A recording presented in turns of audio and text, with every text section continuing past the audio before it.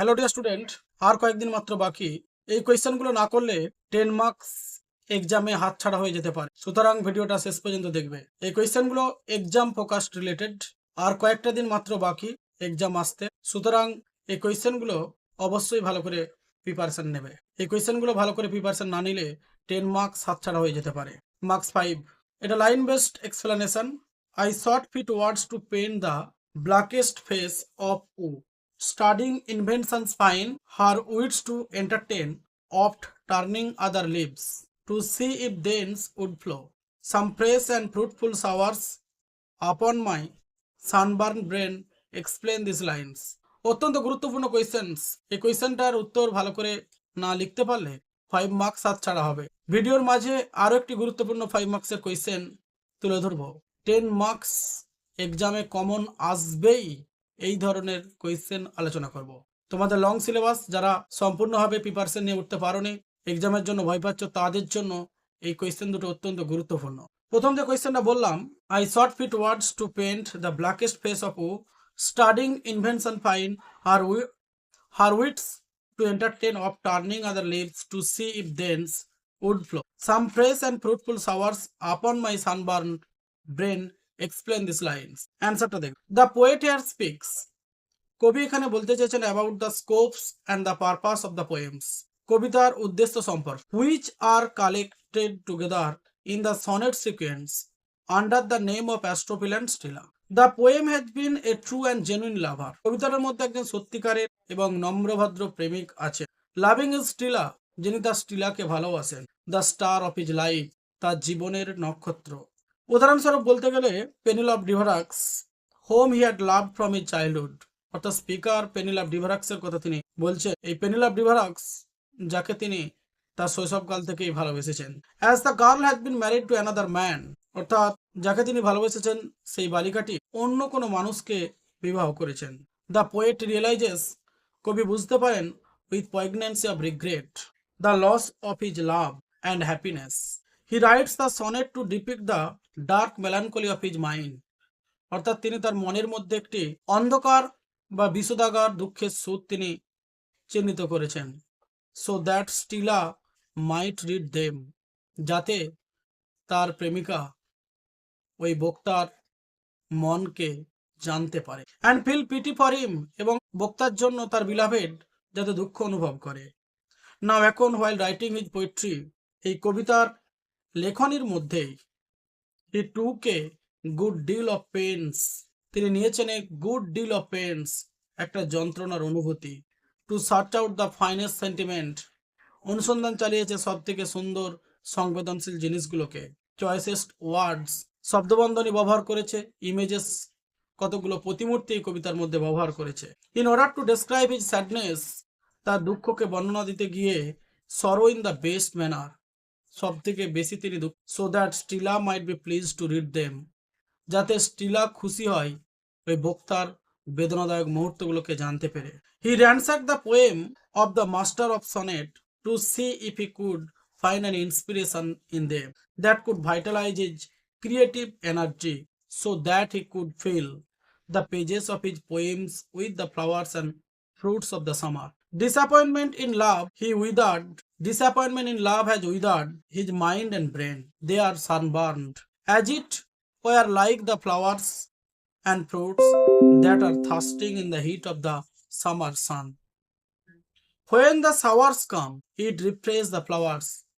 মানে যখন বৃষ্টির মতো শাওয়ার্স বলতে যে বৃষ্টির ফোঁটা আসে, তখন কিন্তু ফুলগুলোকে সতেজ করে তোলে, making them Bloom and develop. So also the poet shot for, সুতরাং কবি খুঁজে পেয়েছেন such a refreshing shower of inspiration, অনুপ্রেরণার এক সতেজ শাওয়ার্স, বৃষ্টির ফোঁটা, ইন আদার্স পোয়েম, অন্য কবিতার মধ্যে। To feed his imaginations, right good poetry on his unrequited love for his lady love, his dear sea, his Stila. এটি 5 মার্কসের অত্যন্ত গুরুত্বপূর্ণ কোয়েশ্চেন্স, এক্সাম ফোকাস কোয়েশ্চেন্স। এই কোয়েশ্চেনটা ভালো করে প্রিপারেশন না করলে এক্সামে হাতছাড়া হয়ে যেতে পারে 5 মার্কস। আরেকটি তোমাদের সামনে 5 মার্কসের গুরুত্বপূর্ণ কোয়েশ্চেন্স তুলে ধরবো। চ্যাপ্টার নাম sonnet number 29, by William Shakespeare. এই চ্যাপ্টারটা 5 মার্কসের জন্য অত্যন্ত গুরুত্বপূর্ণ। ভালো করে প্রিপারেশন না নিলে এই চ্যাপ্টার থেকেও 5 মার্কস হাতছাড়া হবেই হবে।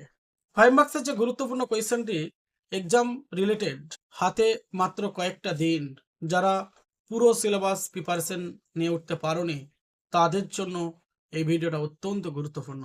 When in disgraced with fortune and men's eyes almost despising, এই লাইনটাকে ব্যাখ্যা করে দিতে পারে 5 মার্কসের অত্যন্ত গুরুত্বপূর্ণ কোয়েশ্চেন্স।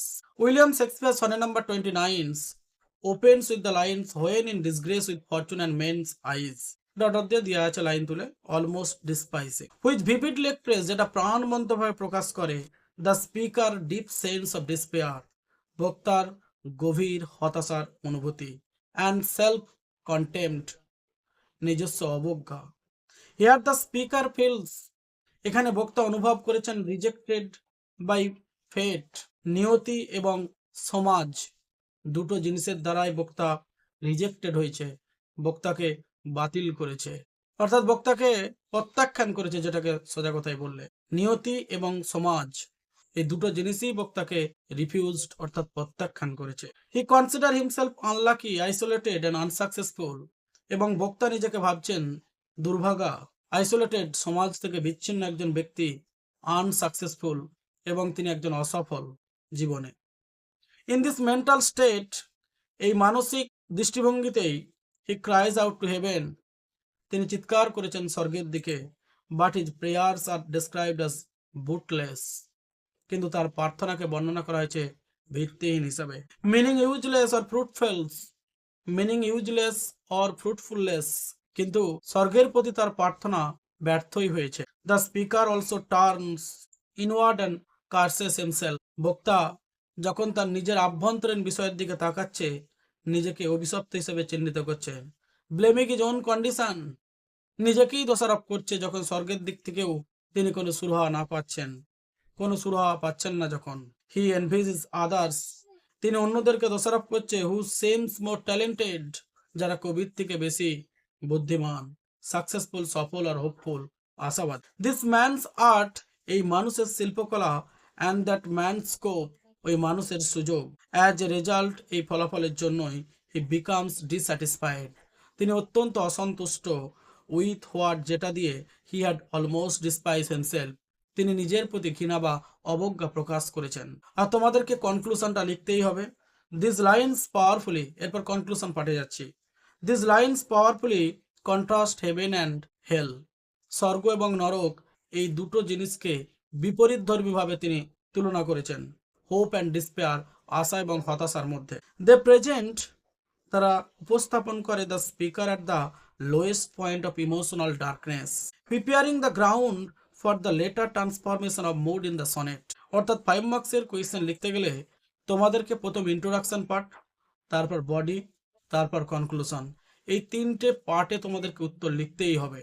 এই তিনটে পার্ট যদি ভালো করে মেনটেনেন্স না করো, বডিতে তোমার যদি সামান্য মিস্টেক থেকে থাকেও এক্সামিনার্স বিশেষ নজর দেবে না, কিন্তু ইন্ট্রোডাকশনস এবং কনক্লুশন এই দুটো পার্টের উপর সর্বাধিক গুরুত্ব দিয়ে তোমাদেরকে লিখতে হবে। ইন্ট্রোডাকশন পার্ট বলতে তোমাদেরকে একটু ভেঙে দিই, যেহেতু তোমরা ফার্স্ট সেমিস্টার। ইন্ট্রোডাকশন পার্ট বলতে কবিতার লাইনের যে বক্তা এবং কে কাকে উদ্দেশ্য করে কথাটি বলছে, কোন চ্যাপ্টার থেকে নেওয়া হয়েছে, অর্থাৎ এক কথায় কবিতার 2-3 লাইন ব্যাকগ্রাউন্ড এবং সোর্স অবশ্যই দিতে হবে, এর জন্য নোট মুখস্থ করার কোনো প্রয়োজন নেই। আর কনক্লুশনটা কি, লাইনগুলোর মধ্যে যে কথাগুলো বলা হয়েছে সেই কথাগুলো অন্য কোনো রাইটারের বা অন্য কোনো বাস্তবিক অথবা কোনো কাল্পনিক রেফারেন্সের সঙ্গে তুলনা করে সিদ্ধান্তে আসতে হবে। এটাই হচ্ছে 5 মার্কসের কোয়েশ্চেন উইথ আনসার লেখার নিয়ম। এই 10 মার্কসের টোটাল দুটো 5+5 যে কোয়েশ্চেনগুলো আলোচনা করলাম অবশ্যই এক্সাম রিলেটেড। এই ধরনের exam focused question with answer পেতে অবশ্যই লার্নিং ইংলিশ পিলারের সাজেশনটিকে, লার্নিং ইংলিশ পিলার চ্যানেলটিকে অবশ্যই সাবস্ক্রাইব করে রাখো। আর ইতিমধ্যেই learning English pillar book publication তোমাদের জন্য exam oriented last minute paid PDF suggestions launch করেছে। যে সমস্ত ছাত্রছাত্রী আগে থেকে এই last minute paid PDF suggestion সংগ্রহ করে নিয়েছো তাদেরকে অসংখ্য ধন্যবাদ। এখনো পর্যন্ত যারা এই ধরনের সাজেশনস, এই ধরনের last minute paid PDF suggestions learning English পিলারের তরফ থেকে সংগ্রহ করনি, অবশ্যই সংগ্রহ করে নেবে, 100% কমন পাবে। যারা ভাবছো, দুশ্চিন্তায় ভুগছো যে ফার্স্ট সেমিস্টার কীভাবে পাস করব, তাদের জন্য লার্নিং ইংলিশ পিলারের লাস্ট মিনিট সাজেশন অত্যন্ত কার্যকরী হয় বলে মনে করি।